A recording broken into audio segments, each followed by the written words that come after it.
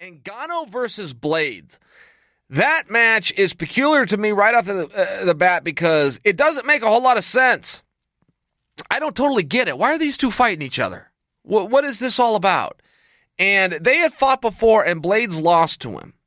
So I'm guessing without actually having been told, maybe because Blaydes is the worst promoter in the history of the sport, but I would assume that he wants to get that one back, that he wants to right the wrong, if you will, and that he asked for this fight. I don't know. Whatever the story is behind, I can assure you, Curtis Blaydes will never, ever in a million years let us know or give us some reason to tune in for his fight. So I'm guessing that that's what it's all about, which I like.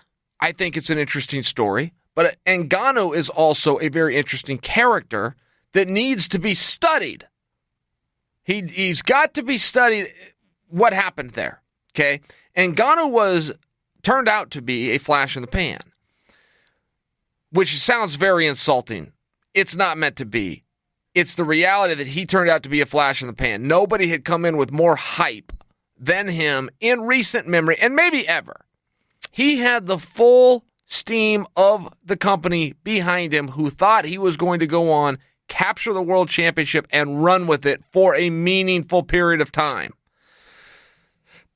And they let you know that. They were more than happy to come out and tell you, this is the guy.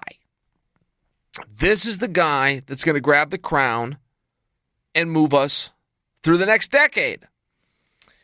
So when those things just simply did not happen, he was then given another very good spot. It was a co-main event spot, but it was on what was projected to be a very big card, biggest card of the year, projection-wise, of Cormier versus Stipe. And he ends up getting booed out of the building.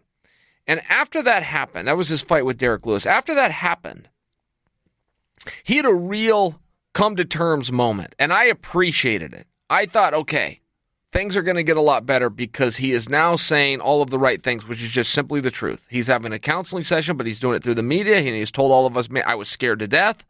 I was scared to death in that Derek Lewis fight. I was having memories of what Stipe did to me, took me down, held me there, beat on me, and I didn't have an answer for it. And I just did not want to feel that way again. Well, that was very helpful, and even though that may look bad, and the result did yield something negative for him, like anybody with a problem, admitting the problem is the first step to recovery. So I liked that. I thought this is a good sign. It's a very good sign. Now he's going to go back in there and step in with Curtis Blaydes. And where that gets interesting to me is, first off, why are we doing the fight? If I'm right in my hypothesis that Curtis Blaydes is pushing for it and would like to do this match, if I'm right in that, where does that leave Ngannou with a loss? He would go from number one contender within the last 12 months to 3 losses in a row, which would make him eligible for release. So what does he do? Was it meant to be a favorable matchup for Ngannou? With that, I have a problem. First off, he's beat Blaydes before, so maybe there's a level of confidence, and he was happy to go in there and try it again. But the style he has failed at twice in a row. And the style, first and foremost, we're just talking about a guy that can wrestle. I mean, that's what we saw in the Stipe fight. We saw a guy that was able to take the other guy down, being Ngannou, keep him there, beat on him, stack up the rounds. In many ways, that's the same thing that he faced against Derek Lewis. And even though Derek Lewis did not opt to wrestle and very little happened in that contest, in many ways was the same matchup, which also yielded, whether those techniques were used or not, a negative result. So the fact that Ngannou is going to step into that same kind of a style, a long, durable, younger, tough guy in Blaydes who can wrestle. It's interesting. It's interesting what Ngannou's mindset would be, particularly after he removed the curtain and let us all in on it. Let us all in on the fact that he was worried, that he believed his own hype, that he thought he was invincible, that he found out he was not, that he has a kryptonite, and now he's going to step in with that similar style for a third time in a row after the first two did not go well. That could be interpreted as a Barry Ngannou statement by me and narrative. I see it just the opposite. I see it as a very brave and courageous move by Ngannou for him to go in there against that same style that he's had a deficit against over the last 12 months and try it out a third time means, if I'm interpreting this correctly, that he is in the gym, that he is working on the things that he feels he needs to do to plug the hole in the boat. I think that there's a real honor in that. I thought there was a tremendous honor when Conor McGregor did that, when he lost to Nate Diaz and said, Dana, give me a rematch. And Dana said, all right, but here, we'll do it down at your weight class at 155. And Conor goes, no. We're going to do it the exact same. Same rules, same opponent, same arena, same weight class, same everything.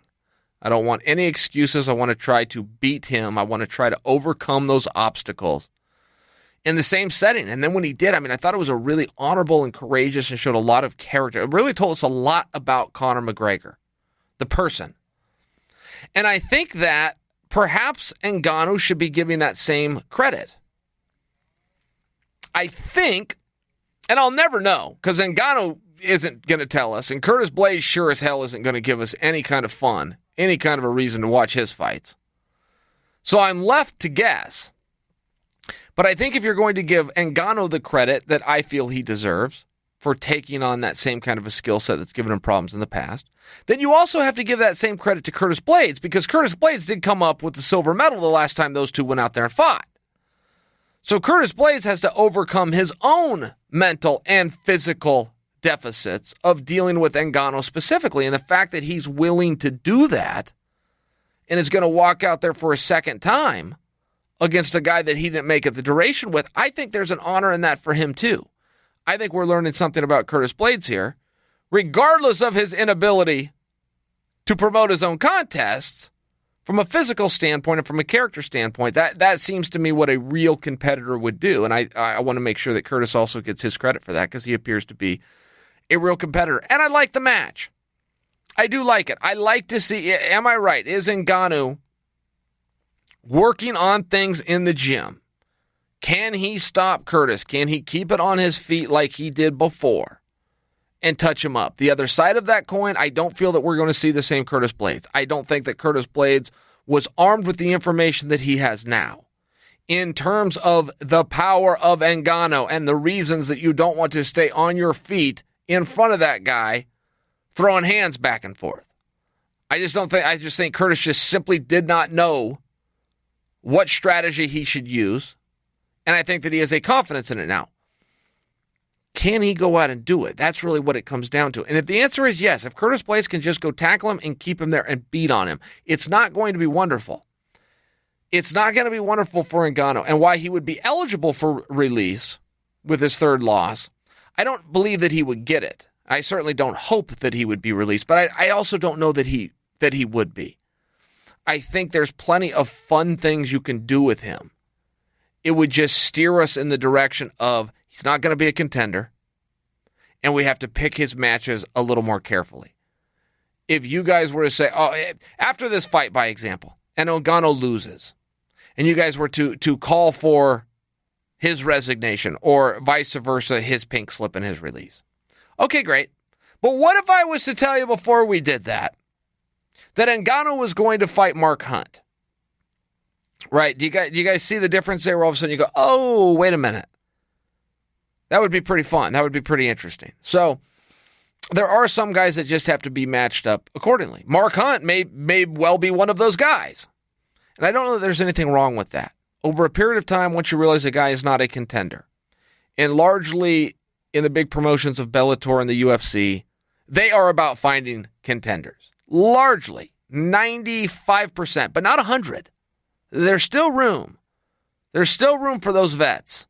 There's still room for those recognizable names. There's still room for those guys that are very, very fun to watch when they are matched up with other guys that have a like mindsets and skill sets, and they're going to go out and be good dance partners for one another.